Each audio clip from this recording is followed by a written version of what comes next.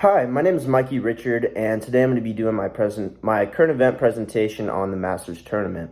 Now, I know it's not technically a current event because it's coming up in a few days, but I thought this was just the perfect thing to talk about because it's super iconic, super famous, and everyone's looking forward to it. So I thought this would be perfect.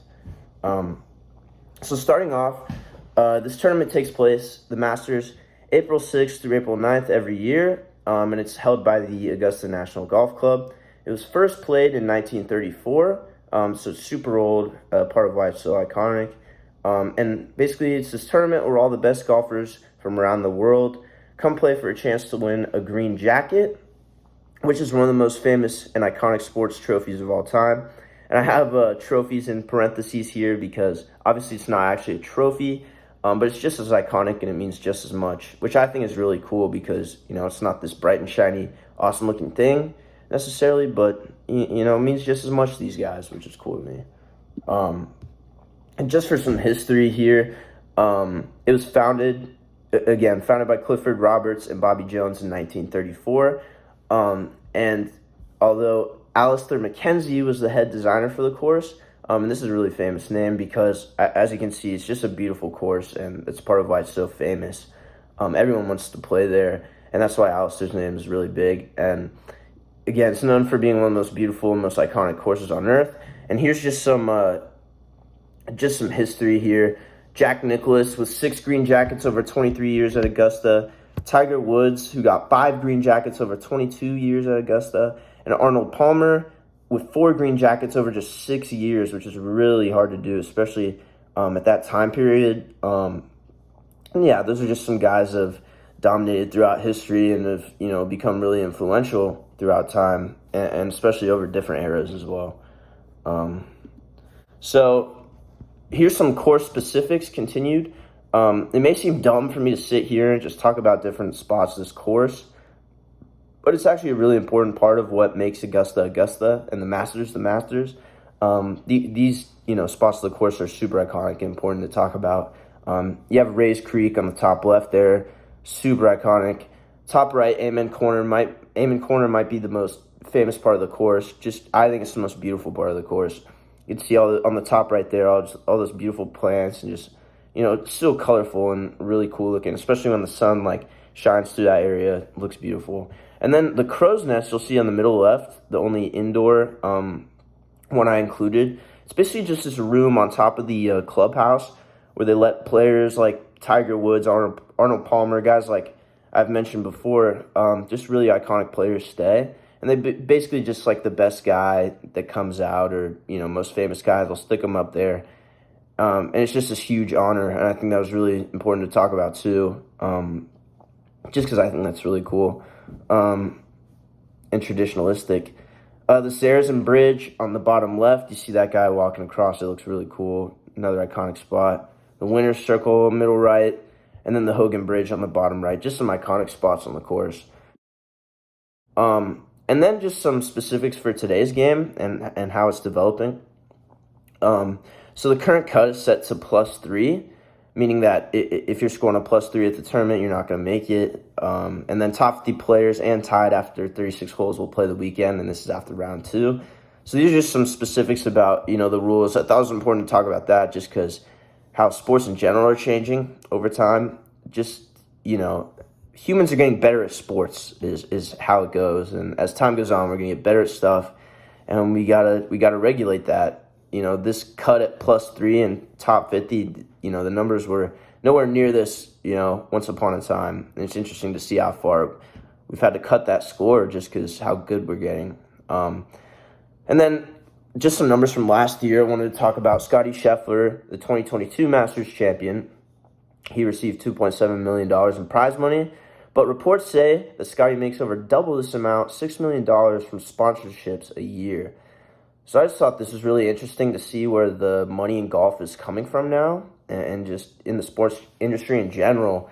You see a guy, Scottie, who, in 2022 won the biggest golf tournament on earth and is still not even making half of what he makes in sponsorships a year off that. Now, a big part of why, obviously, he's making so much from sponsorships is because he's winning these tournaments. but it's still really interesting to see how much of that money is actually coming from the tournament itself versus how much is coming from sponsorship, which is just the way sports is moving nowadays. But I just think that's really interesting to see. And then impact on the sports industry that the Masters has had, and just, golf in general. The PGA viewership in 2022, we see on Saturdays they were bringing in an average of 1.81 million viewers. Sundays, an average of 1.97 million. And in 2023, it's taking a huge jump to 2.13 million viewers on Saturdays and 2.03 million on Sundays. And this number is calculated before the Masters even happened this year, which is insane to see this jump without the biggest tournament the sport has being played. It's just insane how much growth we've seen for golf. And we're only going to see more after the tournament, which is really interesting. And I just have a distribution here from the last year for the PGA and where the money's coming from. I thought that would be interesting to look at. Merchandise, making $69 million from that, which is really interesting. Tickets, $39 million. TV rights, $25 million. And concessions at $8 million. We're seeing so much of that money coming from merchandise. It was really interesting to see, because a lot of big, leagues like the NBA, NFL are getting so much of their money from TV rights and tickets and stuff like that. But we see the PGA bringing so much in from merchandise, and I think that has a lot to do with the traditionalistic values in golf, and how those are valued. And, that a lot of it comes from the Masters tournament and a lot of the tradition there.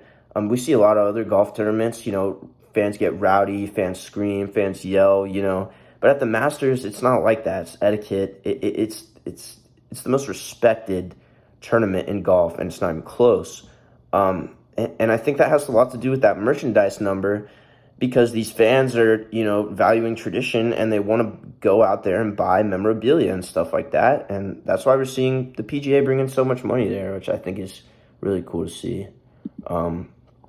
Moving on to cultural influence, golf has a huge history of lack of diversity, and a lot of that is because, golf is a sport that costs money to play. It's played at country clubs, stuff like that. So it's going to cost money, and there's going to be a lack of diversity because of that. But that's changed a lot due to athletes like Tiger Woods in the 2000s, who came along and brought a lot of racial diversity and positive influence there. And Betsy Rawls in the 60s and 70s, who was balling back then at a time when, women in sports in general were just, overlooked and undervalued. And then you have an athlete like Betsy Rawls who comes and shows much, animation, as you can see there, just a really fun player to watch, and brought a lot of positive influence for women in sports. And also the heavy impact on Southern customs and culture, and the cross-pollination there is really important to talk about, and its impact on the sports industry and the culture in general. First of all, economy, the Masters tournament bringing in so much revenue for, those Southern areas. We see it in the food, at the Masters tournament, a lot of traditionalistic Southern food, we see getting eaten. And that's a big part of the tournament as well. And then celebration and promotion of Southern culture in general. We just see so much in the Masters tournament, again, talking about that etiquette and, the Southern hospitality. And we can just see that constant cross-pollination between the culture and the Masters tournament. And I think that's really interesting to see. And yeah, that's gonna be it from me. Thank you so much for listening, and